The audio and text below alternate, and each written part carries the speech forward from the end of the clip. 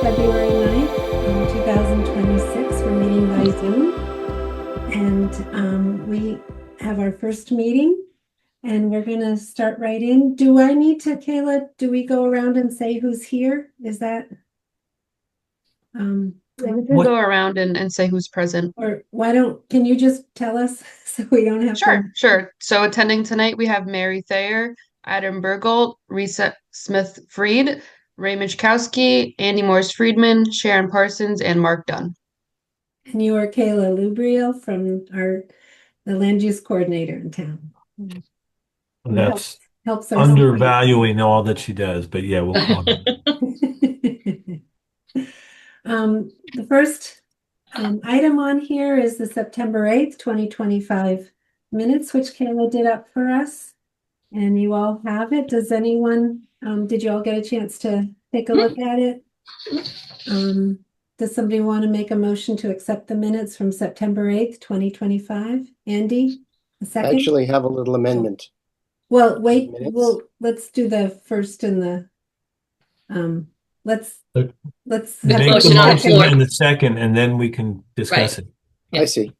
Okay, I make a motion, we vote to accept the minutes. Is there a second? Second.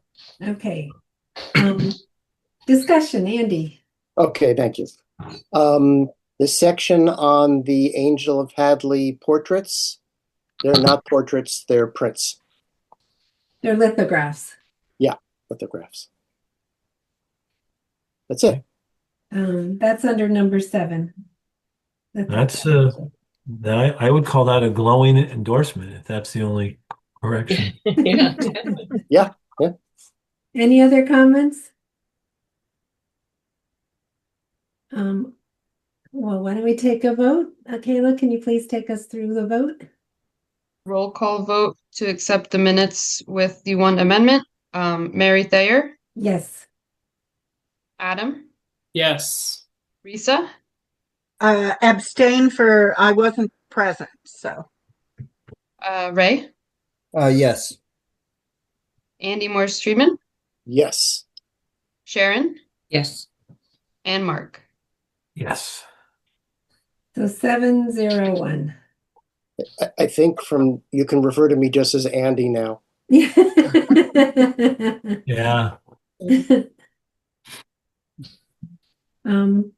Welcome to Becca Smith. She's from Friends of Lake Warner, and Brian Pearson is also. We're starting in on we did our minutes, and we're going to do the treasurer's report next, and then we're going to talk about your applications. So let me go ahead and share the screen.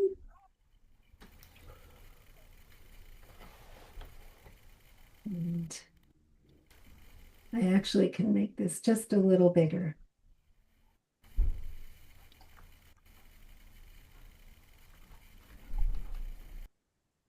Okay. Can everybody see that okay? Yes. Yes. And can you hear me all right? Yes. Okay. Great. So, as of January 27th of 2026, here are our current figures, starting with our fund summary. Looking in column C, right now in the open space reserve, we have $9,073. In historic, we don't have anything right now. In the housing reserve, we have $208,339. And in our undesignated fund balance, we have $1,711,511. So our subtotal is that $1,928,923 number. Right now, we have $904,799 currently reserved for expenditures for our outstanding projects.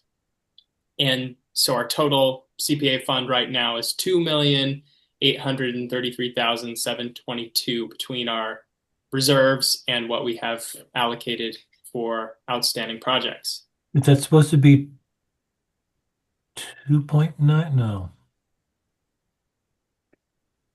You take the available and you add the reserve to get the total CPA fund. Okay. Yeah. Got it. Yeah, Got it. C8 sorry, C8 and I 9. got it. I'm sorry. Yeah, I was thinking available was at the bottom, but it's a total. Gotcha. Gotcha. Yes. Yep, no worries. I think we're going to talk about the set asides later. So I will skip down to our revenue additions for this year. So looking down, starting at cell B18, our surcharge from the town.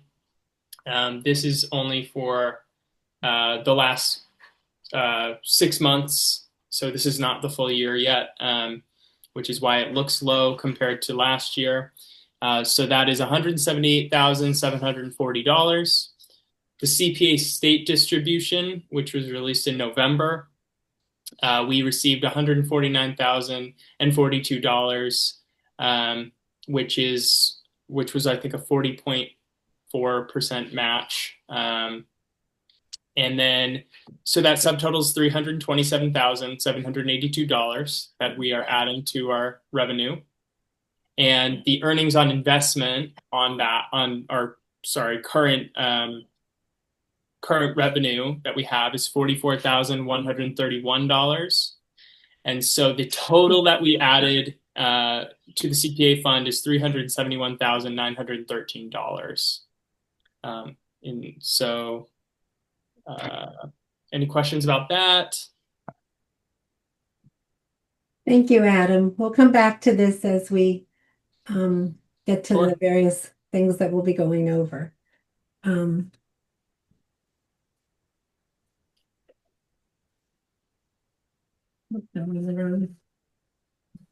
Okay. Next, we have our nice application from the Friends of Lake Warner, and everybody has received that. Welcome to Brian and to Becca. We're so glad to have you here. And if one of you can just give us some info, I know we have your wonderful application, but if you can take us through what you're doing and why you're doing it and where you're at and what you're looking for, just as a kind of brief overview of this, and then we'll talk about questions and stuff. What we usually do is at our first meeting, we discuss it, and then at our second, we vote on it. So we'll turn it over to you. All right, good evening. I'll give it a start here, and if we have any more technical questions, maybe Becca can chime in. So thank you for the invitation to present our proposal. I'm Brian Pearson. I'm the president and treasurer of the Friends of Lake Warner.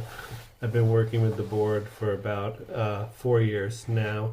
This is our second CPA request, and in that time, we recently did, in 2023, you provided us with approximately $20,000 to do a vegetation study.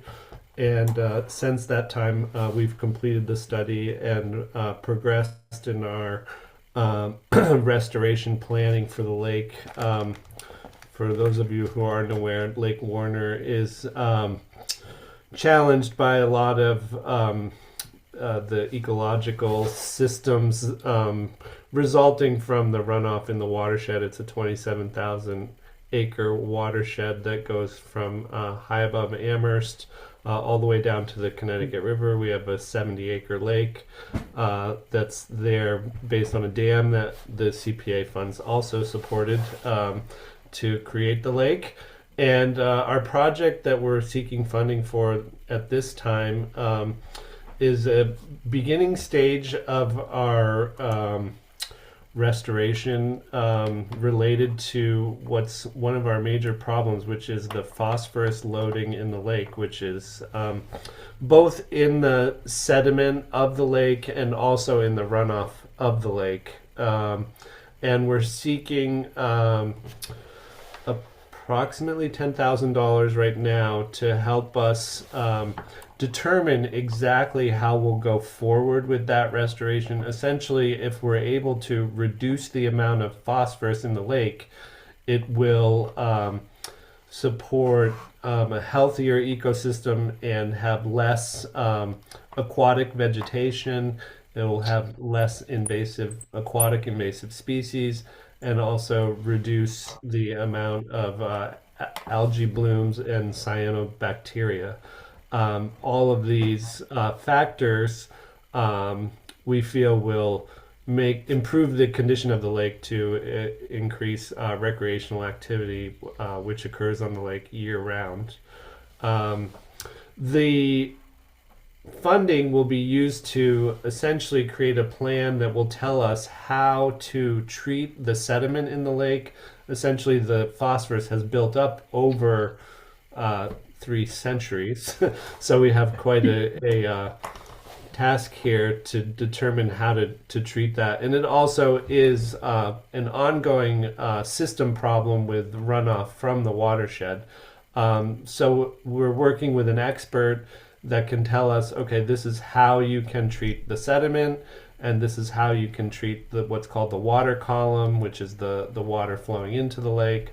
And we can have a comprehensive plan to move forward with this. So this is essentially stage one of a 4 to 5 year project. So we're making an initial investment to direct us in how to proceed with those treatments over a 4 to 5 year period. Great. So this is, again, this is a plan. This is hiring an expert to tell you how much of this flow, I forget what it's called, the thing you're going to treat it with, how much to buy and how to put it on and how to use it. Is that correct? Right. Yes.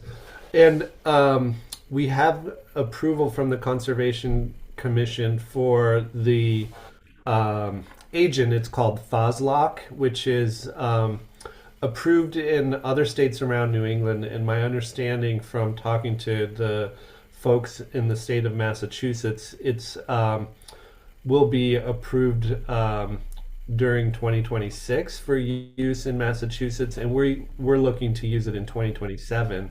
So this Foslock treatment is what's put into the lake to lock the phosphorus in the sediment. So you use the Foslock, lock the phosphorus, and it essentially reduces the amount of fertilization of the aquatic vegetation in the lake. Comments or questions?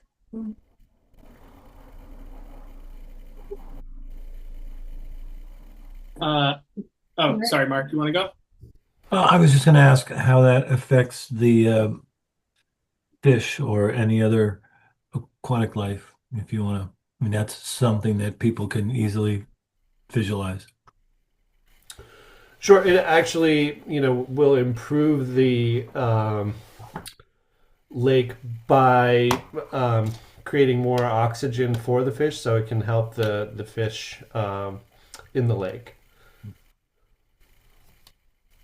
And it doesn't have any negative effect in terms of impact on, poisoning them or anything like that. It's not a poisonous product. I mean, so do people remember there being more fish, or is it generations back that there were more fish? Is this something that's been pretty much building, or it's been bad for some time, or you know? We don't have exact figures on the population of fish in the lake. We know anecdotally that it's a wonderful place to go fishing, and we see bass fishermen. It's a really well known lake. I think there's some record species caught out of the lake, and this continues to be the case. The challenge for the people going out fishing is that by the time July rolls around, you can't really launch a boat into the lake. You can't really throw a line into the lake because essentially there's just too much aquatic vegetation to have an enjoyable experience on the lake. So what we're going to try to do is basically reduce that amount of vegetation that will allow for more fishing, more enjoyment of the lake during the later months in the year. For anybody that has done recreation on the lake, you know how overpopulated it gets with the weeds later in the summer. Great. Thank you, Brian. Sure. Adam, did you want to comment? Yeah, I guess maybe it's more of a question, but I'm curious. This is beyond the scope of your application, but are the sources that are creating the conditions you're looking to address, how likely, or I guess how frequent is it that the Foslock treatments would need to be reapplied? Yeah, thanks, Adam. I think the research that we're going to do with this to develop this plan in 2026 can give us a better sense of that. You know, from my understanding of the project and where we would be investing the money down the road, is that the majority of it is in the sediment in the lake, which we would be treating. And then, you know, as far as the continued runoff, there absolutely is an ongoing issue with phosphorus running into the lake. So that will require us to continue to work with other entities in partnership to work to reduce that over time. But I'd say the vast majority of it, from my understanding, is that it comes from the sediment that's already in the lake. Becca, is there anything you want to add to that? Yeah, I think, Brian, you're exactly correct. Is the Foslock, it would need to be, if the primary issue was that the phosphorus was coming in from outside, it would need to be repeated. But since the dynamics that we have at the lake here is that it's the internal loading, the 1 or 2 year application of Foslock would address that and wouldn't need to be repeated. Okay. I was just, yeah, that's really helpful. I was curious how long the Foslock like sequesters the phosphorus and keeps it, I think it said, or makes it not bioavailable. So I'm just trying to think down the road, like how would that push out the problem, you know, 10 years from now, 20 years from now, or is it sort of a one-time thing? I don't know. I was just curious. Thank you.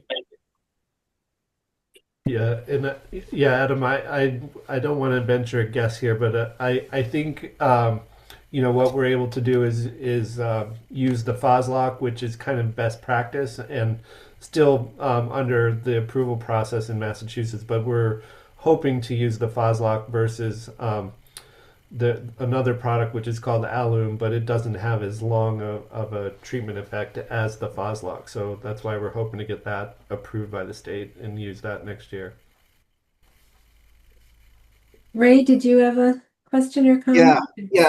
I just wanted to get Becca. You just mentioned something as far as the loading that's coming from upstream. There is none. I wouldn't say that there is none. No, there's definitely nutrients that are being imported into the stream. But if we look at the past years, there's the Clean Water Act. The state needs to produce a list of all the waters and the different impairments throughout the state. For the past over 6 years, the impairment of phosphorus has not been listed for the upstream segments within the watershed. So that doesn't mean that there's not inputs coming from the agricultural activity around the lake and from the campus that is there. But it's what's tipping it into the impairment level is due to that internal loading within the lake system. Okay. All right. And are your studies or whatever you're doing right now, you know, are these all, are you going to identify the loadings that are happening from externally, or are we just primarily going after the sediment issues, I guess? I would say that it's a two-pronged approach where we are definitely pursuing those watershed collaborations, communications with the university and doing different partnerships throughout the region.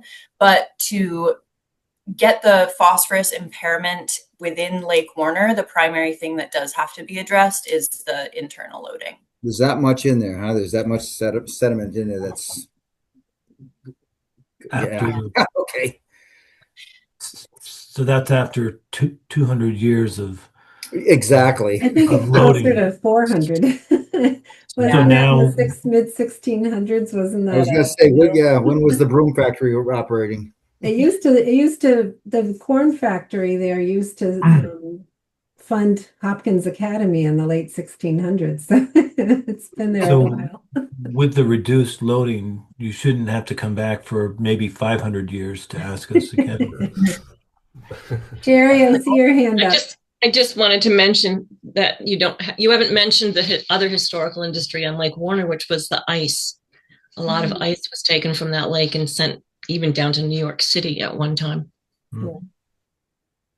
Brian, do you have a sense of when, this is a study to figure out, this is a plan, I should say, to figure out how much FOSLOC would be needed and what other things will be needed. Do you have just a rough idea of what that, I know you don't have figures yet of how much FOSLOC, but what kind of ballpark cost might this be down the, for Right. years? So the consultant that we're working with has given us some estimates around $75,000 per year in the first couple of years, and then in the outer years 3 and 4, we're probably looking at something like $25,000 to $30,000.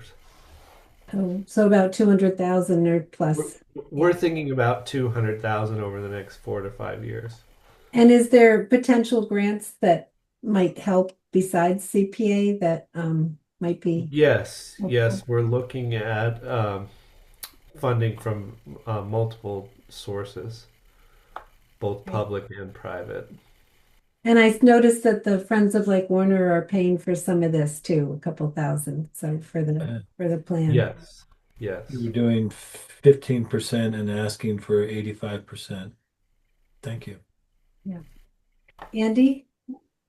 Hi, thanks for coming to CPA. I worked with you guys on your proposal, and I know that's why it's so great, but I just want to ask some clarifying questions, particularly back to Ray's point. This study is not going to identify polluters in the watershed. Is that correct? So we're not pointing fingers at people. No. None of that. Okay. All right. Great. So it's just the plan, right? There's no specific action going to be taken with this money for this particular project, right? Just professional services. Right. Yes. Okay. And then, oh golly, I had a third question, but now I can't remember it. This is particularly important because of the cyanobacteria issue and the safety of the people who use the pond for recreation. And so it's not just about the plants and the wildlife. It's also about about people.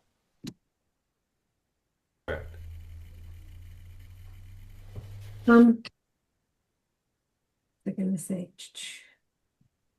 I had a thought too, and now it's, I know what it is. I really appreciate the letter from the Conservation Commission. So Ray and Kayla, I know you were involved in that, because it's nice when the project comes to the CPA, if it involves other committees or boards or staff in town, that they've already been contacted and they've already weighed in on it, because that's, just because we say yes doesn't mean that the town thinks it's a good idea. So that was really helpful to have that letter, and it was very, very glowing. Yeah, absolutely. Yep. No, I think absolutely. I think it's a worthwhile project. I mean, growing up in town, I mean, I remember that. I remember the pond. Everybody remembers the pond, clear, and just over the past, couple decades, it's getting, I hate to say decades, but it's just getting getting a little thick out there. So, Brian, appreciate everything you're doing, Andy and Becca as well. I think it's a good project. It's a good project, and it's a little hidden gem in Hadley. I think, we could polish up and make it nice. Yeah. And listen, and I just, Andy, just one sec. And to Andy's point, listen, not to point fingers and don't want to point fingers, but, Becca or Brian, I mean, we talked about phosphates. What is like the primary contributor to, like, is it fertilizers and stuff like that? Is that what it is? I'll leave that to Becca. Yeah, it is fertilizers, both from agricultural activity and then also just from standard like landscaping practices. Yeah. Yep. Understand. Yeah. That's what I thought. I just wanted to make sure I was in the right frame here. Okay. Thanks. Anything that water can move that's in the watershed winds up in Lake Warner because it's the last stop of the line before the Connecticut River. Yeah, absolutely. Yeah. So I remember the other things I wanted to say. It's not dredging, right? People are going to ask about dredging because that's what everybody wants to avoid. So this is not about dredging the pond. It's all about phosphorus, right? Right. And I think you could think of it as an alternative to dredging. So we're essentially saying, here's a way to reduce one of the primary causes of what's in the sediment, feeding the vegetation by using this treatment, which, if we say $200,000, that might be 10% of what a dredging project might be. If a dredging project were $2 million, that's probably cheap. So dredging is extremely expensive, and Kayla would get to know us a lot better if we had to go through that permitting process, which I don't think anybody really wants to do. I definitely say that in town meeting. The other thing I wanted to say, of course, is that my wife is on the board of the Friends of Lake Warner, and I'm a former board member. I don't believe that there's a conflict of interest, but I just wanted to bring it up and see if anybody has any issues with my voting, and that if it doesn't get approved tonight, probably my wife will never talk to me ever again. So no pressure. Just saying. I don't have a problem. It doesn't affect you financially at all. I just wanted to tell everybody. Sherry? Yeah, when the plant life dies off, there's no remains of the plant life to make the excuse me, the lake hard to navigate. The plants are just dead. There's no material left over. Well, this is when they're alive in the late summer. Not everybody minds it, I just paddle through it, but it gets thick and it can get a little stinky in the little corners. But it's more than just an aesthetic problem. It's really a problem with the health and safety of the pond. No, I get that. The things that use it. Yeah. Oh, sorry. I get that idea, but I'm just wondering, where does all this vegetation go when it dies off? Well, it rots and sinks to the bottom. It sinks to. Okay, that's what I'm wondering, and that's not going to cause an issue either, is it? When it does that.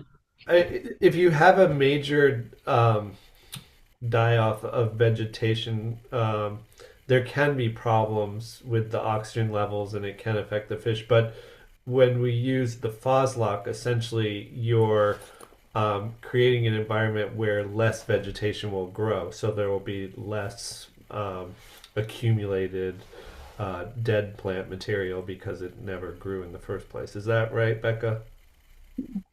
Yes, yeah, that's right. And the application of the Foslock, essentially, it would be as if you had a garden that was already fertilized and then you added, or I'm sorry, what am I trying to say? Essentially, it's just that we're not adding fertilizer the next year. So it's not as if we're putting in an herbicide that will all of a sudden cause plant life to die immediately. It's preventing growth the next year. Nice. Or Kayla, do you have your hand raised? I think she does. Yeah, I just wanted to ask if you mentioned that, some of the main sources are fertilizer, both agricultural and just like personal residential uses. I was wondering if there's any part of this project that's going to focus on doing outreach and raising awareness about what people are, putting on their lawns that's ending up in the lake, or if that's, something that you're looking for a future project. Right. Part of our education and outreach in general for our lake management plan, yes, that would be part of it. I have a question for the committee before Brian and Becca leave. We usually do what we're doing right now for the first meeting and then vote at the second. I really think we can get through the rest of our agenda tonight. And if people felt comfortable voting tonight, I was wondering if you would like to do that. And then we would not need a March 2nd meeting. Is anyone feeling like there's something outstanding that we need to follow up on? My question, of course, is about open meeting law. We didn't say that we were going to do a vote. So the public wasn't told that we would be voting or that, that kind of thing. It's an open meeting law thing. It says that I just think having it on the agenda is enough because we're not having a public hearing. So I think putting the application, if the application's on the agenda, then we can vote. It says we're going to discuss. So I think. Yeah, it was pretty specific. We're going to discuss. It doesn't say voting. But I think discussing it and voting on Okay. it, I don't have a problem, but thank you for your concern, Risa. Does anyone else worry about that or? Well, I would just say, as devil's advocate, in Risa's defense, if people have followed us from year to year, they would know that we don't vote at the first meeting. We ask questions and then we vote at the second Right. meeting. Okay. So Right.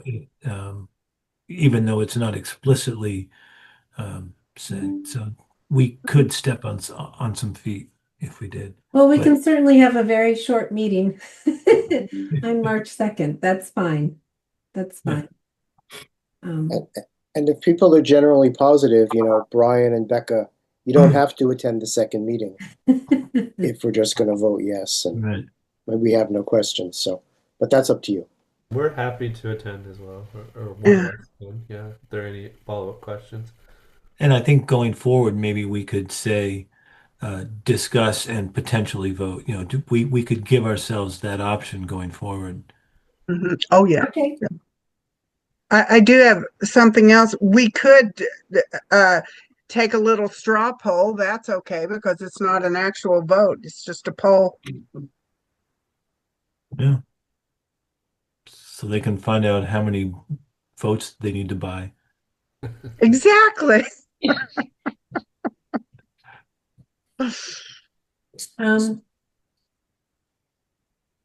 Would you like to do that? Just, all right. And we don't have to do a roll call because this is just Yep. all those that think they'll be in favor, raise your hand or say aye. Aye. Are there Aye. any opposed? All right. Well, I think, again, Brian and Becca, thank you so much for coming. And this is a great project. We're really Thank you glad very you much. came Well, before we look CPA. And Forward to yeah. And if you want to come March 2nd, you can. And if you don't, it'll be short. So okay. Are we the only? you are the only applicant this time. So Wow. Well, we should that was ask one of for my 2 thoughts. million. Yeah, and I'm sorry I didn't put potentially, I just didn't want to pressure the committee if they felt they had outstanding questions and stuff, but Great. Well, thank you all for your support. I've got one question, and this is about the North Hadley, not about the Foslock or anything like that.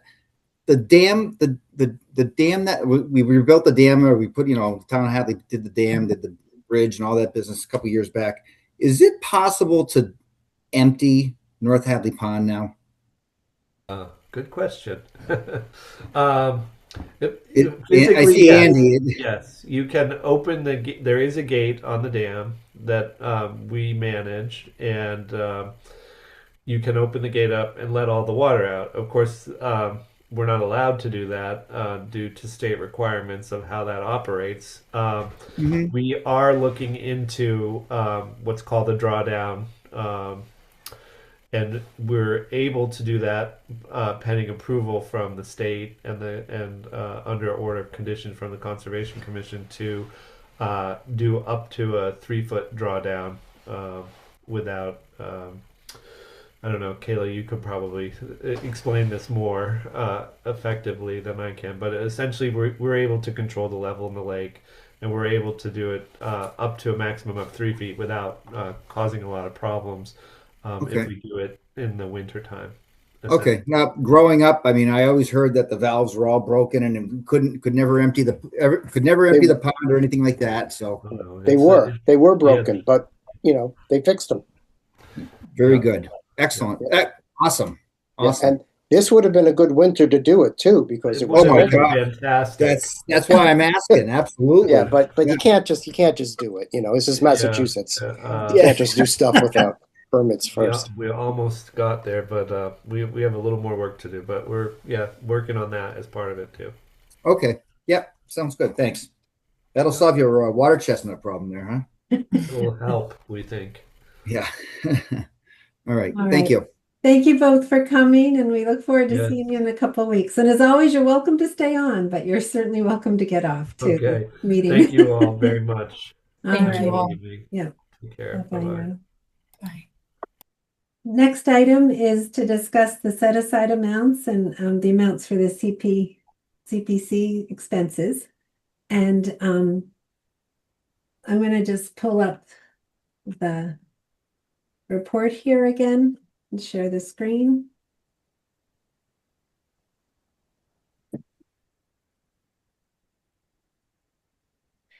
So what we do when we the set asides is we project what we think the total added to the CPA fund is going to be for fiscal year, in this case, 27, which starts July 1st, 26. And to do that, we can pretty much estimate what the town surcharge will be. It increases if the tax rate goes up a little, or the assessments go up, or if there's new taxable income for real estate in town. What's harder to do is the state. And as you can see, it varies quite a bit. Again, it's based on the $50 fee that's paid when people file something at the Registry of Deeds. So if there's a mortgage refinancing, or if they buy a house, there's a $50 fee that goes into the state kitty that gets distributed. And then occasionally, where the bigger numbers are, the state put in 10 million and 20 million, which I very much doubt they'll do this year. And then the earnings on investment, this is not just interest. This is if the stock value of the investments go up because the stock market goes up. So you can see here's where stocks went down, fiscal year 2022. And then it's been quite strong the last few years. So they ask us to we have to come up with 10% of the projection. And, because the state is hard to do, and especially the earnings on investment is hard to do. I mean, we've been conservative with the 50,000. And it's based on you're projecting for the next year. So we have, like, if we had done for 2025, we would have done 62,000 if we had known that figure at the time. And here we don't know next year's figure. But I do want to say the accountant contacted me and said the Department of Revenue had specifically said that they felt Hadley was not setting enough in the set-asides, because it includes the earnings, which I didn't realize actually, and it includes everything above here. So I think we should do higher than the 50. It was a little too conservative. If you double this and double this, we're a little under what we were last year.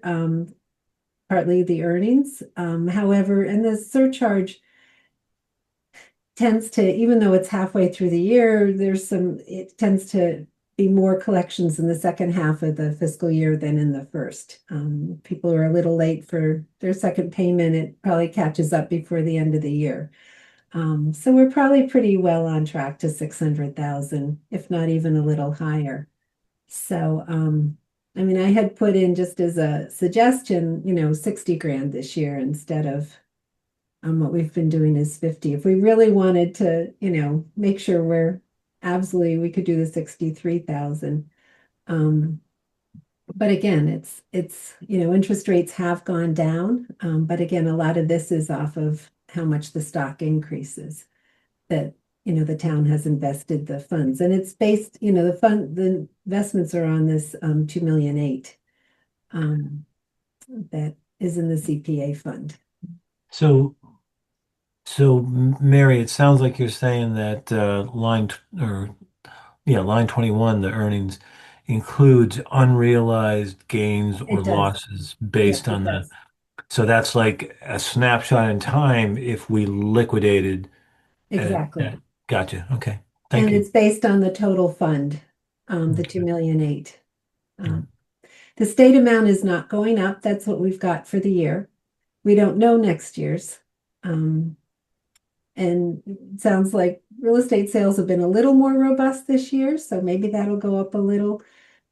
Every year that new towns join CPA is less money that each individual town might get too. So there's still towns joining. Did somebody say something? Or what do you guys think about the 60,000? That seems very reasonable. It could still be a little low. Last year would have been 62,000, right? Right. But I think 60,000 is fine. And the earnings figure is pretty high last year. Well, I'll make a motion to do that then, the 60,000. Okay. Second. All righty.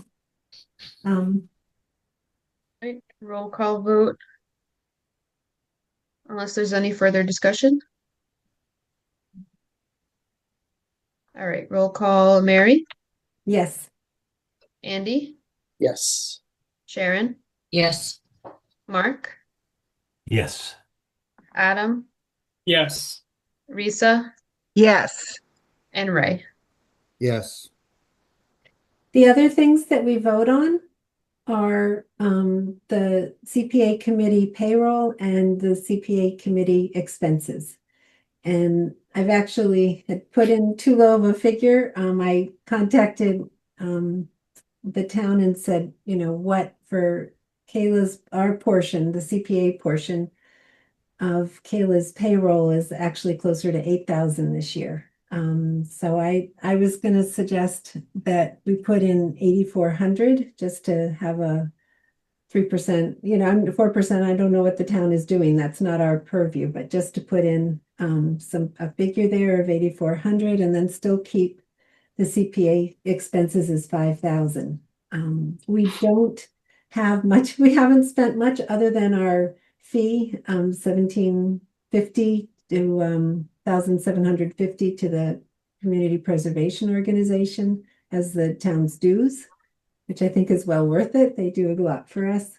But at some point we might want more signs or file cabinets or something, and it's just nice to have those funds there. If we don't use them by the end of the year, they just go back into the undesignated fund. So it's not like it's accumulating or anything. It's a 1-year amount, and then whatever we don't spend goes, has to be voted on again for the next year. How does that sound to people? Sounds good to me. Yep, Yeah. absolutely. Okay. And just as long as I'll share my screen. Oh, I'm still sharing the Do screen. you need a motion? Do you need a motion for that 8,400 for the Yep, payroll? and or- also for the 5,000. The 5,000 for the CPA committee expenses. And then Right. Are we doing each line separately or are we No. voting together? Well, can you see here's the wording for the warrant article. So it's the 60,000 that we voted on, and then appropriate the sum of 13,400 from the Community Preservation Fund, estimated fiscal year 2027 annual revenues to be divided 5,000 for necessary and proper expenses of the Community Preservation Committee for the year, including any administrative expenses, and 8,400 for the Community Preservation Committee administrative payroll. And that's the same language we usually use. So if somebody wants to make a motion to do that. I will. I'll make a motion that we approve the budget items as written for potential spending in the current fiscal Second. year. Alrighty. Kayla? All right, if there's no further discussion, I'll take roll call vote. Mary, Yes, please. Adam, Yes. Ray, Yes. Andy, Yes. I'll read that again. Risa, Yes. Sharon, Yes. and Mark. Yes. Did I miss anybody? No. Okay. Great. The next is to discuss, and I do need to pull this back up, any projects about to expire. So I will share again.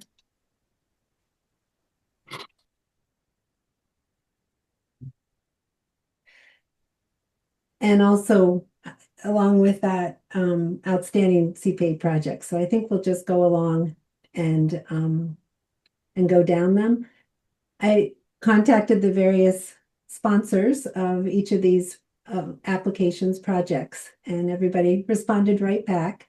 The town hall pillars are done. There is $937.30 left over. We did vote on this last year. There was like $811, and somehow that figure went up here. So we need to vote on it again to have it clawed back. The first church steeple repair. Oh, the clock I skipped over. That has been done. It's waiting for the steeple to be put back in place so the clock can be installed. That is coming up May 2nd. We had already extended it, but I think that'll be done, if not by May 2nd, then soon after. If it's still for some reason not done by the fall, we can vote to extend it at that point. I don't think we need to have a separate warrant article for something that's just about to be finished up, just so that we don't take up another spot in town meeting. But we can, look at that again in the fall, late summer. First church steeple repair originally was 100,000. There's quite a few of the bills have been paid. 50,000 is still in there. However, they've submitted a bill of, I guess, over 90,000. So that'll be wiped out along with some of the ones, for the newer ones. So that'll be taken care of, very soon, well before May 2nd. So no vote is needed on that. The Hockenham Cemetery stones, we'll see. There is somebody working on, there's 5,000 left over from the fence, if something could be done with the old stones that some were saved. We'll see if that happens or not, but we can look at that at our next meeting too. It's not quite up yet. The 4 signs for the Historical Commission have been done. They're still finishing up the audio tour. Sherry, I don't know if you have anything to add to that. Excuse me, they are still working on the audio tour, but it's actually being done. It's in process at this point. Great. So I don't know if there'll be more expenses or not, but that certainly has some time left on it. The Phelps Farmhouse. I actually wanted to read to you what Karen, just put a bit here. Karen Sanchez-Epler wrote, because she has wonderful words. She says, we still have someone coming to do the last bit of us. This is on the Phelps Farmhouse.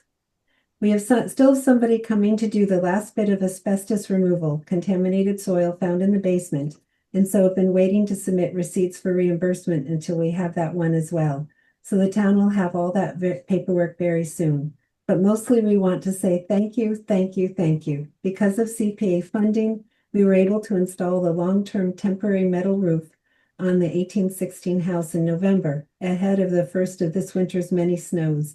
There is no question that the building would have suffered extensive damage this winter if it were not for the town of Hadley's support.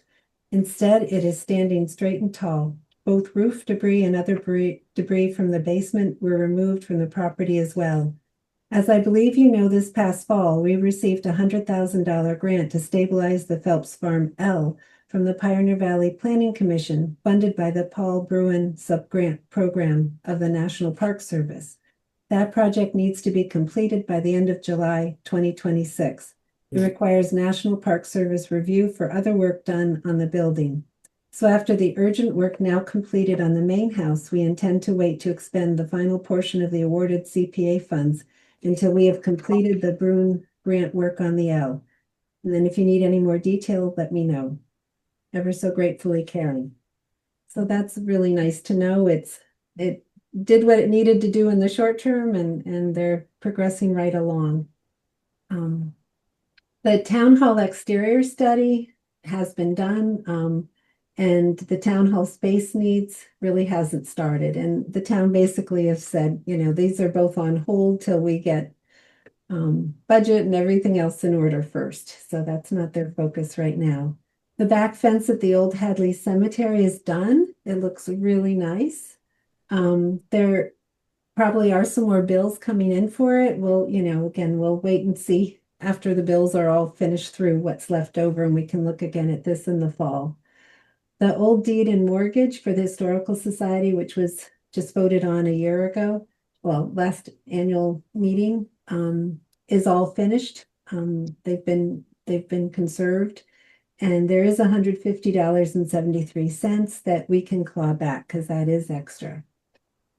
Golden Court doors, I heard from the Housing Authority, and they had a few bumps along the way. It didn't get done as quickly as they had intended, but at this point, they do have a tentative start date for the end of April, and they hope to be done with everything through June. So that's good there. And again, they appreciate the funding assistance from CPA for this very needed project. So they're on track with that. The base for the North Hadley Bell, Tim Neihart responded that they're still deciding exactly where to put the base, or near the fire department in North Hadley, and they really hope to work on it in the spring here and through the summer. First Church steeple, as I'm sure everyone's noticed, it's gone. The steel's there though. If you go to the parking lot, the steel, and that was locally done. Peter Kornewski did that, which I think is great that we had somebody from Hadley that did it. And the steel was delivered last week, and they've already put it together into some structures. And my understanding is they're going to take the cap off that's been where the steeple was, put those structures in, put the cap back on, and then work on doing what they need to do. And there's been work done elsewhere on parts of the steeple that could be done indoors, other places as well. So that's on track. And I just want to thank Kayla while we're here, because getting that grant acknowledgement and getting that deed restriction, she put a lot of work into that for us. And just as a side note, in the future, if you do a deed restriction, if there's going to be a deed restriction, CPA can actually grant money for a lawyer to do that for the people who are going to need to get the deed restriction. I discovered that piece of information myself, which I thought was interesting. So if you have that, you might want to mention to people to include the legal fees for Did getting you the have to have legal fees, or did the town? Well, the town kind of picked them up. Yeah. The town I did everything that I could do, but then the town lawyer went over it. Right. So in this, I signed the document today. I just signed the grant acknowledgement today. Oh, fantastic. Thank you. That's wonderful.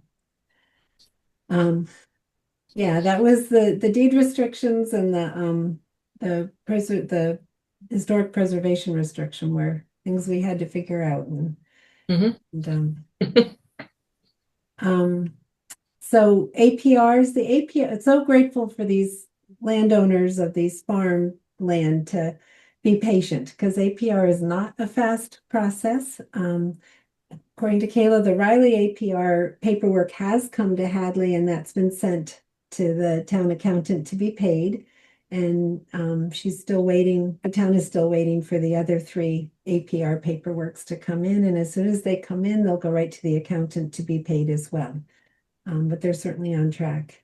The golf Bible display case at the Historical Society, I've seen. It looks very nice. It's in place. And the broadside of the Declaration of Independence is at the Conservator, so that's being worked on as well and should be done coming up.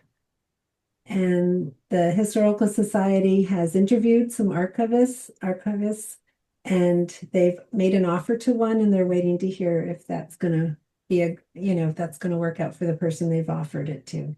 So that's on track as well. So what we need right now is to have two, or I guess one vote might be able to do it for both, to claw back the $937.30 that was originally approved at the 2021 special town meeting in Article 10, and to claw back $150,073 that was originally from Article 18 at the 2025 annual town meeting. Would anyone like to make that motion? I would so move Alrighty. as a joint, unless anyone feels the need to vote on them separately. Second. All right, if there's no further discussion, I'll do a roll call vote. Andy, Yes. Adam, Yes. Mark, Yes. Sharon, Yes. Ray, Yes. Risa, Yes. Andy. You already said yes, but yes. Oh, sorry. The order get to of you vote. guys changed on my screen. So, I and only get to Mary. vote once. Yes. Great. Now, this will be in the consent agenda part of the town meeting warrant, right? Right. Yeah. As will the 60,000 and the, expenses of the CPA committee.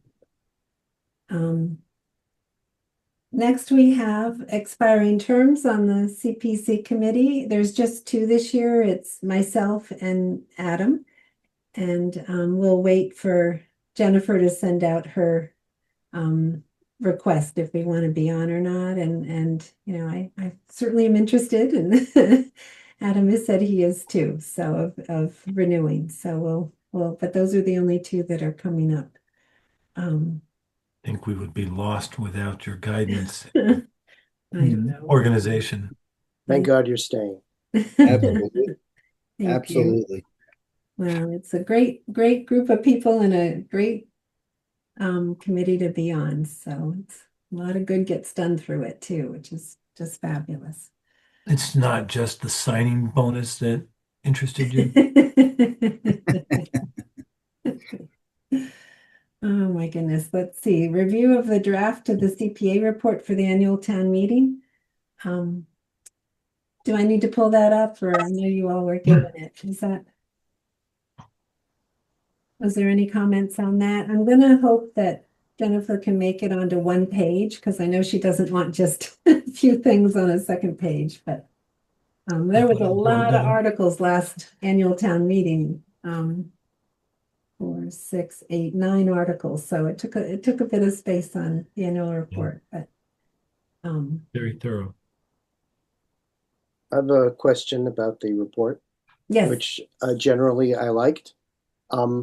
Is it possible to, when you talk about the samplers that were restored, either the number of samplers Okay, or the actual names of the people whose samplers they were?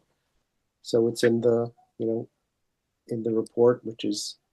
How about if I put the I don't number remember how of, many there were. That's why. yeah, there was about 9 or 10, I think, but I can look back. Oh, that was at the very beginning. I can put, I didn't even know if they have all the names, but I can put the number of that's a good idea. The number of samplers dating from, and put like a range of dates that they dated from. Is that? I just think the more information, the better. If somebody in the future wants to look back and find out about it. Yeah. So.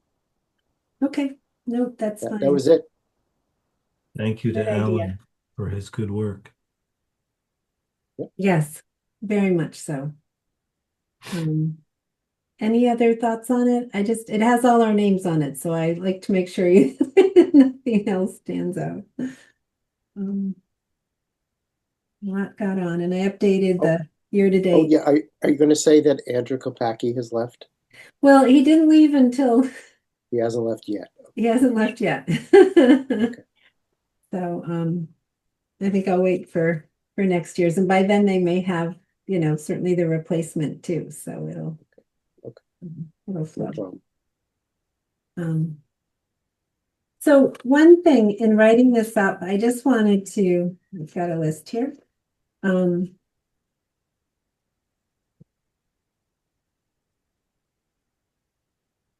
won't remember it otherwise.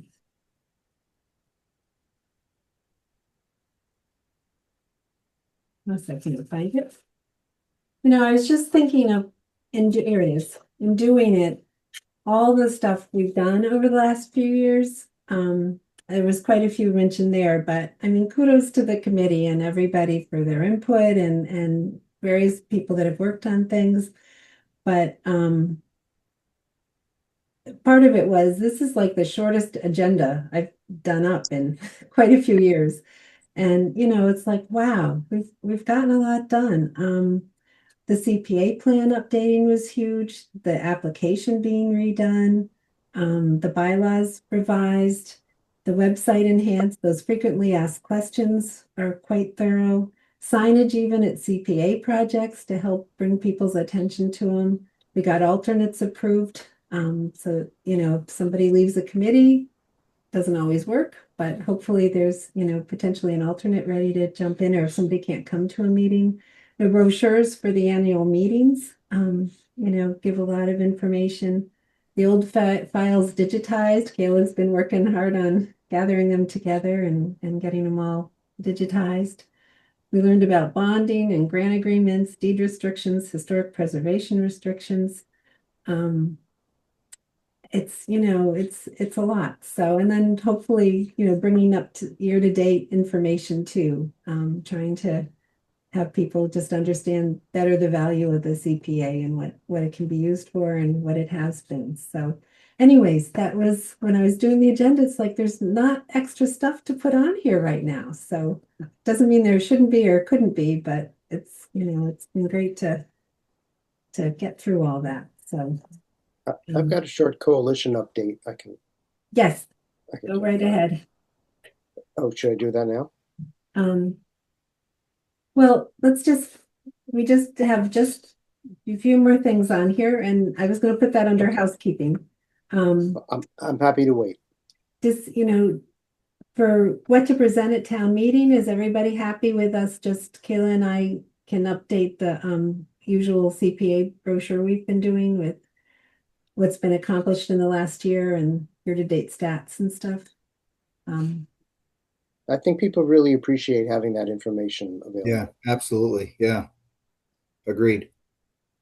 And the slide will just be, pretty basic, like we do, the slide that they actually show will just be, here's what's available in the fund, and minus the one, the little bit, the project. So that'll be that way anyone that really wants the information can get the brochure, and it's not going through a whole lot of information that not everyone wants. So how many brochures do you usually make? Kayla can answer that. We always have plenty. I usually ask Jennifer how many people she expects to attend, and that kind of depends on, how controversial the warrant articles are. But I think probably between 50 and 100 usually. We're Usually closer to 50. I don't know if It Okay, probably that's won't take it. So there you are.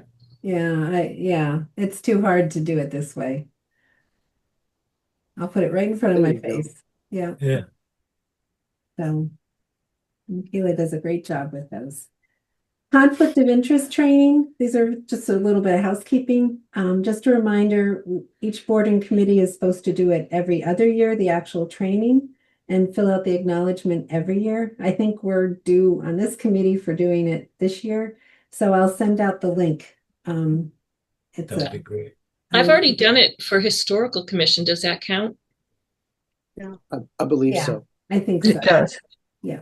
And how long did it take you, Sherry, about? Well, I didn't have to answer questions this year. I guess it's the every other year time. Okay. And so it only took me about half hour, 40 minutes to Okay. listen to it.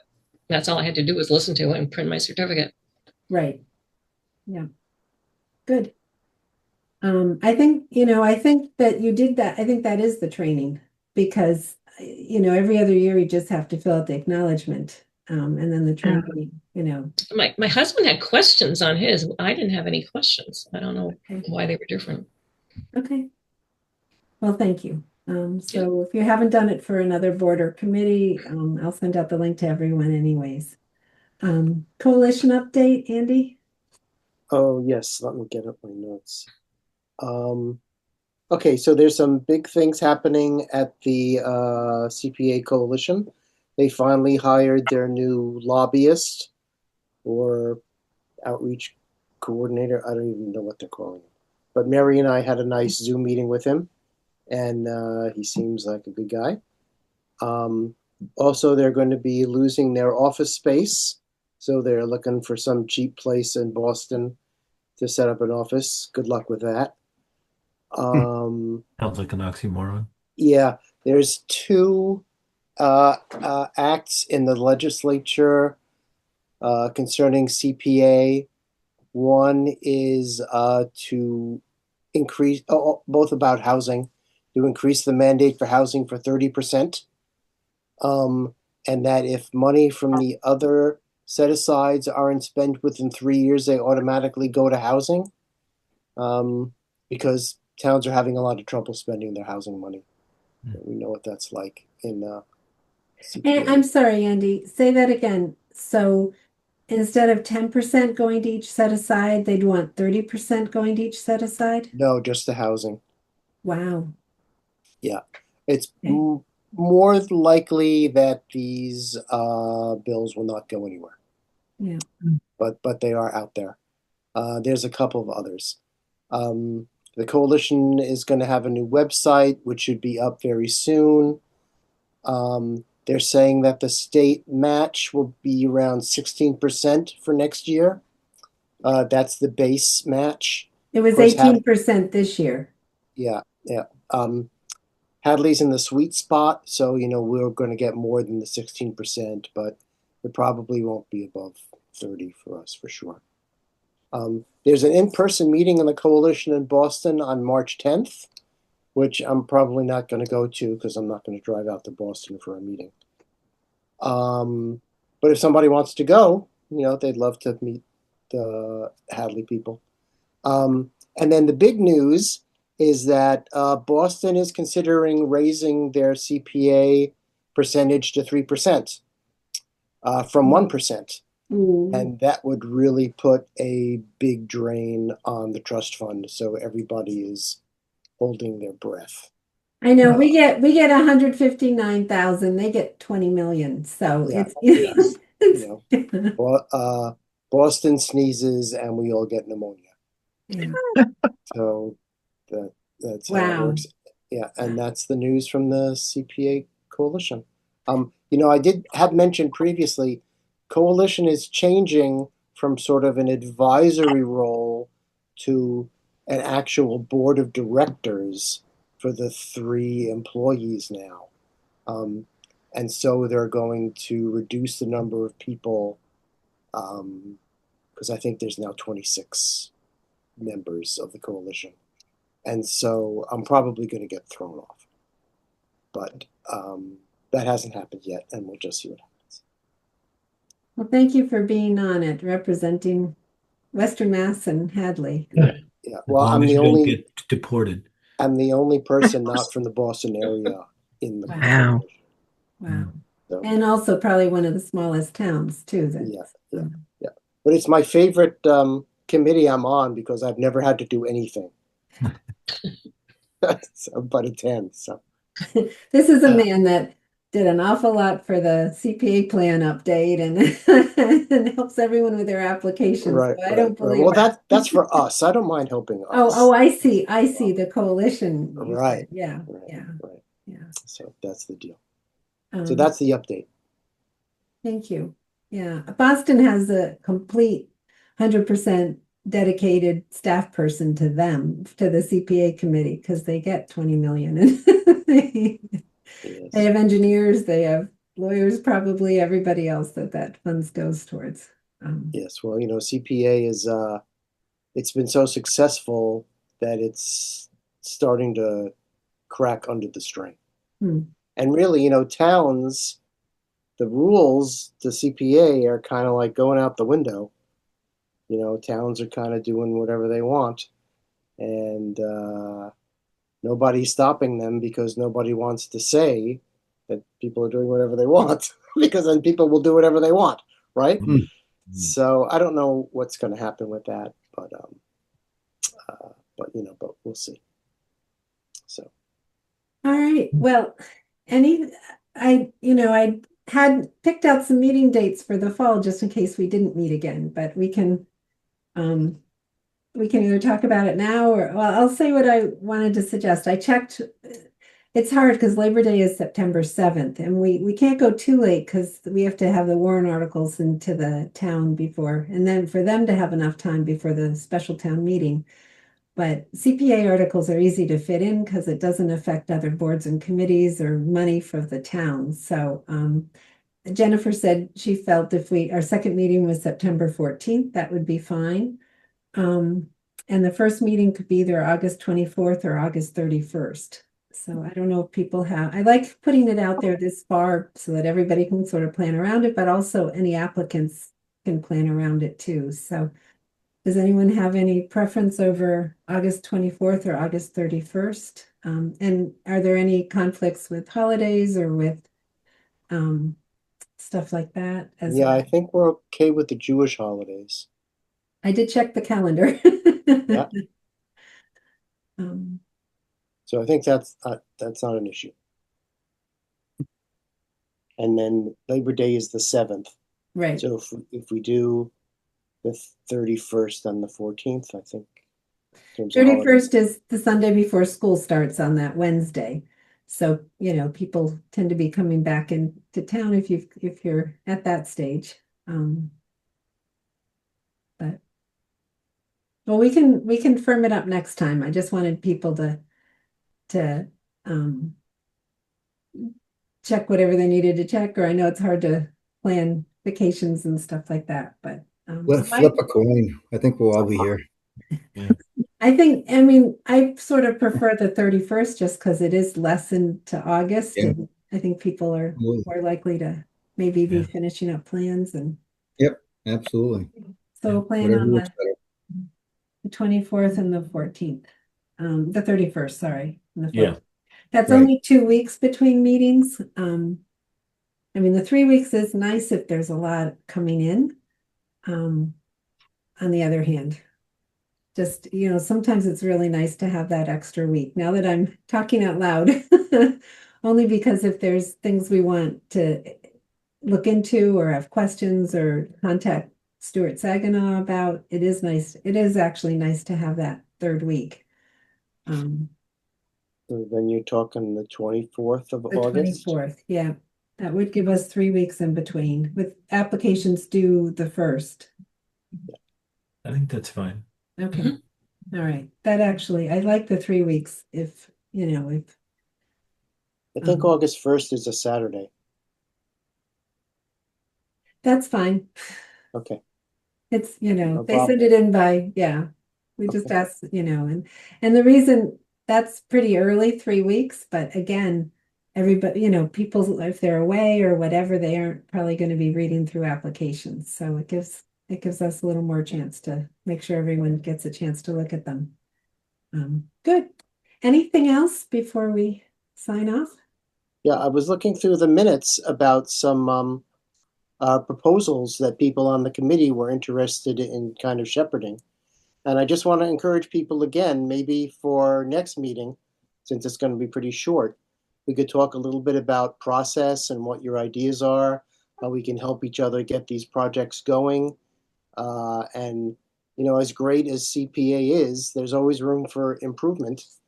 So if you have some ideas, next week might be a good next meeting might be a good time to, you know, talk about them because we're not overwhelmed with business. Good idea. So please come ready to share your ideas. Great. All right. Is there a motion to adjourn? I move we adjourn. All right, Lisa. I Second? think I saw Andy second that.